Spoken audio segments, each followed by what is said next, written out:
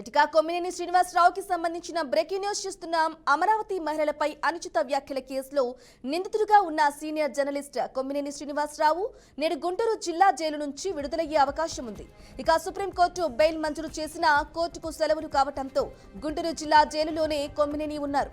నేడు మంగళగిరి కోర్టులో షూరిటీలు సమర్పించిన తరువాత గుంటూరు జైలు నుంచి కొమ్మినేని విడుదల కానున్నారు.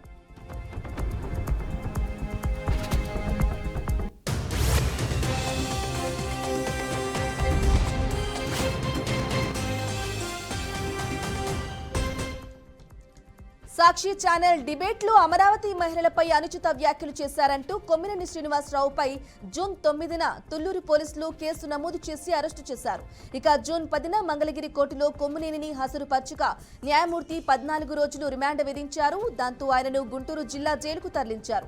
దీనిపై కొమ్మినేని హైకోర్టులో బెయిల్ పిటిషన్ దాఖలు చేశారు. హైకోర్టులో విచారణలో ఉన్న సమయంలోనే సుప్రీంకోర్టును ఆశ్రయించారు. పిటిషన్ను విచారించిన సుప్రీంకోర్టు జూన్ 13న బెయిల్ మంజూరు చేసింది. ఇక సుప్రీంకోర్టు ఉత్తర్వులు శుక్రవారం జైలు అధికారులకు అందలేదు. శని ఆదివారాలు సెలవు కావడంతో నేడు కొమ్మినేని విడుదలయ్యే అవకాశాలు ఉన్నాయి. రైట్, ఇక ఇదే విషయానికి సంబంధించి పూర్తి సమాచారం అందించడానికి మా ప్రతినిధి విద్యాసాగర్ అందిస్తారు. సాగర్, చెప్పండి, కొమ్మినేని ఈరోజు విడుదలవుతున్నట్లుగా తెలుస్తోంది, అప్డేట్స్ ఏంటి? రెడ్ బ్రాహ్మణి ఎన్నో కీలక మలుపులు తిరిగిన సీనియర్ జర్నలిస్ట్ కొమ్మినేని విషయంలో ఈ రోజు విడుదలయ్యే అవకాశం ఉంది. ఈయనకి ఇప్పటికే జూన్ 13నే బెయిల్ లభించింది సుప్రీంకోర్టులో, కొన్ని కండిషన్స్ తో కూడిన బెయిల్. అసలు ఈ కేసు పూర్వాపరాలు చూసుకుంటే అమరావతి రాజధాని విషయంలో ఒక డిబేట్ జరిగింది. రాజధాని అక్కడ కొన్ని అనుచిత వ్యాఖ్యలు చేశారు. రామకృష్ణ అనే మరో సీనియర్ జర్నలిస్టు ఒక ఆయన వచ్చారు స్టూడియోకి. ఇదే క్రమంలో అక్కడ హోస్ట్ గా వచ్చిన రామకృష్ణ ఆ వ్యాఖ్యలు చేసినప్పుడు కొమ్మినేటిని వాటిని సమర్థిస్తూ నవ్వారని, అలాగే ఇలాంటి డిబేట్ లో కొమ్మినేని వారికి కొంత అనుకూలంగా మాట్లాడారని చెప్పి ఆయనకి గుంటూరులో ఒక కేసు నమోదైంది. అంటే అమరావతి అనేక చోట్ల కూడా కేసు అయింది. అమరావతి మహిళలతో అనుచిత వ్యాఖ్యలకు గాను గుంటూరుతో పాటు మంగళగిరిలో కూడా కొన్ని కేసులు అయితే నమోదయ్యి ఈ క్రమంలో ఆయన్ని జూన్ 9న మంగళగిరి పోలీసులు అయితే అరెస్ట్ చేశారు. అనంతరం 10వ తేదీ రిమాండ్ కూడా దించారు, 14 రిమాండ్.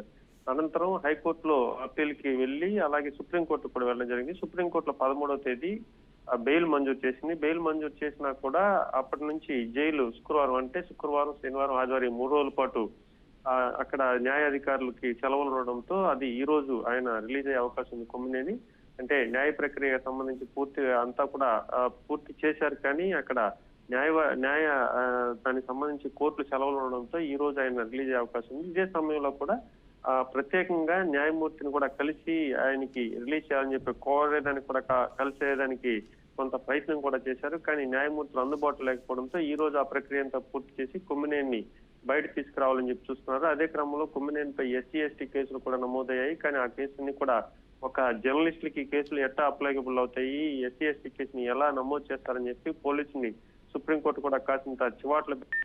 అలాగే ఆయన వయసు రీత్యా 70 సంవత్సరాల పైచిలకు కాబట్టి ఇలాంటి కేసులు నమోదు చేసేటప్పుడు ఒక జర్నలిస్టు ఆయన ప్రమేయం ఎంత, దానికి సంబంధించి హోస్ట్ గా వచ్చిన వారు, ఇలాంటి అనేక సెక్షన్లు కూడా నమోదు చేసిన పరిస్థితి ఉంది. సో మొత్తం మీద కొమ్మినేని ఈ రోజు అయితే రిలీజ్ అయ్యే అవకాశం ఉంది బ్రాహ్మణి. అయితే సాగర్, చెప్పండి, ఇక బెయిల్ పై బయటకు వచ్చిన కొమ్మినేనిపై ఎటువంటి కండిషన్స్ ఉండే అవకాశం ఉంది?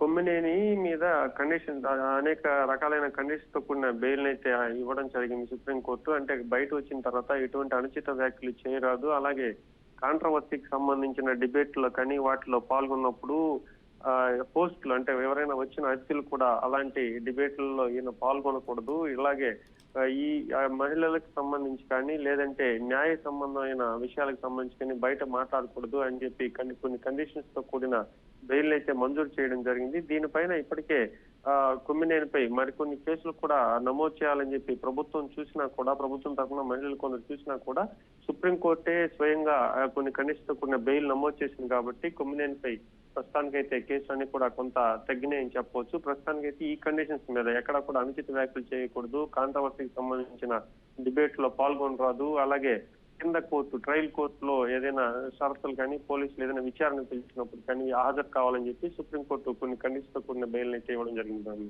అయితే సాగర్, ఓవైపు ఏమో వైసీపీ రాజకీయ కక్షతోనే ఇదంతా చేస్తున్నారు, జర్నలిస్టుల గొంతునొక్కే ప్రయత్నం చేస్తున్నారని చెప్పేసి చెప్తూ ఉన్నారు వైసీపీ.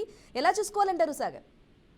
దీన్ని ఖచ్చితంగా అయితే ఒక రకంగా ప్రభుత్వం ఇలాంటి విషయాల్లో కొంత ఆచితూచి వ్యవహరించాలి. అలాగే కొంత కక్షపూరిత ధోరణి అని చెప్పి ఇప్పటికే వైసీపీ సంబంధించిన అనేక మంది నేతలు కూడా దీనికి సంబంధించి నేరుగా కూడా జగన్మోహన్ రెడ్డి కూడా మాట్లాడిన పరిస్థితి ఉంది. కొమ్మినేని శ్రీనివాసరావు వాస్తవానికి ఒక సీనియర్ జర్నలిస్ట్. ఆయన వయసు కూడా 70 సంవత్సరాల పై చిలుకు. అలాగే ఆయన జర్నలిస్ట్ అనుభవం గత 50 ఏళ్లుగా మీడియాలో ఉన్నారు, జర్నలిజంలో ఉన్నారు. అలాంటి వ్యక్తి మీద అక్రమ కేసులు బనాయించడం ఏంది? అసలు కొమ్మినేని శ్రీనివాసరావు ఎటువంటి వ్యాఖ్యలు చేయలేదు మహిళలకు వ్యతిరేకంగా. కేవలం వచ్చిన హోస్ట్ మాత్రమే ఆ వ్యాఖ్యలు చేశారు. హోస్ట్ వ్యాఖ్యలు చేసిన దానికి జర్నలిస్ట్ కొమ్మినేని ఎలా బాధ్యులు చేస్తారని చెప్పి ఒక విషయం, ప్రధానమైన విషయంతో పాటు ఆంధ్రప్రదేశ్ రాష్ట్రంలో అనేక చోట్ల కూడా జర్నలిస్టుల మీద కేసులు నమోదు చేస్తున్నారు. గతంలో ఎప్పుడూ లేని విధంగా కేవలం పోలీస్ పాలన నడుస్తోంది. ఏదైనా ఒక జర్నలిస్ట్ ఒక వార్త రాయాలన్నా లేదంటే ఒక విశ్లేషణ చేయాలన్నా కూడా భయపడే పరిస్థితులు ఉన్నాయి. ముఖ్యంగా ప్రధానంగా కూడా ఉమ్మడి నెల్లూరు జిల్లాలో కూడా అనేక రకమైన కేసులు కూడా నమోదవుతున్నాయి. అనేక నియోజకవర్గాలు అంటే ఇప్పుడు కొత్త పోకడ మొదలైందని చెప్పవచ్చు. ఎవరైనా మాట్లాడితే గతంలో పిలిచేవాళ్ళు, మాట్లాడేవాళ్ళు, దానికి సంబంధించి కొంత వివరణ కోరేవారు. అదంతా లేకుండా నేరుగా కూడా పోలీసుల చేతికే పూర్తిగా రాజ్యాంగమైన హక్కులన్నీ ఇచ్చేశారు. పోలీసులు అక్రమ కేసులు నమోదు చేస్తున్నారు. ఎటువంటి విచారణ లేకుండా ఏదైనా ఒక వ్యక్తిని అరెస్ట్ చేసే ముందుగా ఆయన విచారించాలి. విచారించిన తర్వాత సాక్ష్యాలన్నీ కూడా మొత్తం సేకరించాలి. సాక్ష్యాలు సేకరించిన తర్వాత అది బెయిల్బుల్ స్టేషన్ 41 నోటీస్ ఇచ్చి వెంటనే వదిలేయాల్సి ఉంటుంది. అంటే పోలీసు విచారణకు ఎప్పుడు పిలిచినా రావాలని చెప్పి వదిలేసి కోర్టుకు సమర్పించాల్సి ఉంటుంది. కానీ పోలీసులు అవేమీ లేకుండా 41 నోటీసులు కూడా ఇవ్వకుండా నేరుగా కూడా అరెస్ట్ చేసి జైలుకు పంపిస్తున్నారు. అలాగే రిమాండ్లకు తరలిస్తున్నారు అని చెప్పి ఇప్పటికే వైసీపీ చెందిన నేతలు కావచ్చు అనేక మంది కూడా వ్యతిరేకిస్తున్నారు. ఆంధ్రప్రదేశ్ లో రెడ్ బుక్ రాజ్యాంగం నడుస్తున్న రెడ్ బుక్ రాజ్యాంగంలో ప్రస్తుతానికి జర్నలిస్టులు కూడా వేధిస్తున్నారని చెప్పి ప్రతిపక్షం తీవ్ర వ్యాఖ్యలు చేస్తుంది. కొమ్మినేని శ్రీనివాసరావు విషయంలో కూడా ఇది ఒక పెద్ద మచ్చగా చెప్పవచ్చు. సుప్రీంకోర్టు పోలీసులకు చాలా ఘాటైన విమర్శలు కూడా చేసింది. పోలీసుల మీద ఒక కేసు నమోదు చేసేటప్పుడు కనీసం విచారించరా, ఆ సెక్షన్లు ఏం నమోదు చేస్తున్నాం. ఎస్సీ ఎస్టీ ప్రతి కేసులో కూడా ఎక్కువ కూడా ఎస్సీ ఎస్టీ కేసులు నమోదు చేస్తున్నారు. ఎస్సీ ఎస్టీ కేసులు ఏంటి, ఒక సామాజిక వర్గానికి చెంది వాళ్ళ హక్కులకు సంబంధించి వాటిని కాపాడే విధంగా ఉండాలి. కానీ నేరుగా కూడా ఎక్కడ దూషించినప్పుడు, నేరుగా కూడా ఆ ప్రక్రియలో పాల్గొన్నప్పుడు ఎస్సీ ఎస్టీ కేసులు ఎట్టా అప్లికబుల్ అవుతాయి అని అదే విధంగా కూడా అనేక నాన్ బెయిలబుల్ సెక్షన్ కూడా నమోదు చేశారు. ఈ నాన్ బెయిలబుల్ సెక్షన్ కూడా ఎట్ట నమోదవుతాయి, ముందు 41 నోటీసులు ఎందుకు ఇవ్వలేదు, అలాగే అనేక రకమైన ప్రశ్నలు కూడా సుప్రీంకోర్టు లేవనెత్తిన పరిస్థితి ఉంది. సో పోలీసులు అయితే జర్నలిస్టుల గొంతులు పోలీసులు నేరుగా చెప్పలేము. రాజకీయ కక్షల పరంగా కూడా ఇప్పుడు జర్నలిజంలో ఏదైనా ఒక విమర్శించి రాయాలన్నా ఒక రాజకీయ నాయకుడు, ప్రజాప్రతినిధి తప్పులు చేసినప్పుడు వాళ్ళు విమర్శించేదానికి లేదంటే కొన్ని కథనాలు అయితే రావడం చూస్తూ ఉంటాం. ఇలా కథనాలు వచ్చినప్పుడు దానికి సంబంధించి విశ్లేషించుకోవచ్చు, లేదంటే దానికి సంబంధించి నేరుగా కూడా కోర్టుకు వెళ్ళొచ్చు. కానీ నేరుగా వాళ్ళ మీద పోలీసు కేసులు నమోదు చేయడంతో పాటుగా నాన్ బెయిలబుల్ సెక్షన్లన్నీ పెట్టి వాళ్ళని అరెస్ట్ చేయడం ఇలాంటివన్నీ కూడా ఒక రకంగా ఇటు మీడియా గొంతు నొక్కేయడం అని చెప్పి ప్రతిపక్షాలు చెప్తున్నాయి. ప్రతిపక్షాలు చెప్పడం కాదు, మనకు కూడా అనేక ఘటనలు అయితే చూస్తున్న పరిస్థితి. సో మొత్తం మీద అధికారం అనేది ప్రజలకి మంచి అభివృద్ధి పాలన అందించి అందరినీ సరిగా సక్రమంగా చూసుకోవాల్సింది పోయి ఇక అందరి ప్రజల తరఫున ఒక ఫోర్త్ ఎస్టేట్ గా ఉన్న ఏదైతే ఈ ప్రజాస్వామ్యంలో ప్రధానంగా చూసుకుంటే 3 రంగాలు, ఎగ్జిక్యూటివ్ రంగం, అలాగే జ్యుడిషియల్ న్యాయ వ్యవస్థలో, అలాగే ఈ ఏదైతే చట్టపరమైనతో పాటుగా ఇటు మన మీడియా కూడా ఒక ఫోర్త్ ఎస్టేట్ గా ఉంది. ఫోర్త్ ఎస్టేట్ గొంతు నొక్కకుండా కాస్తంత చూసుకోవాలి. అధికారులు తమ దుర్వినియోగం చేయొద్దు అధికారం అని చెప్పి అందరూ కూడా చెప్తున్న పరిస్థితి ఉంది. Right Sagar, thank you for the updates.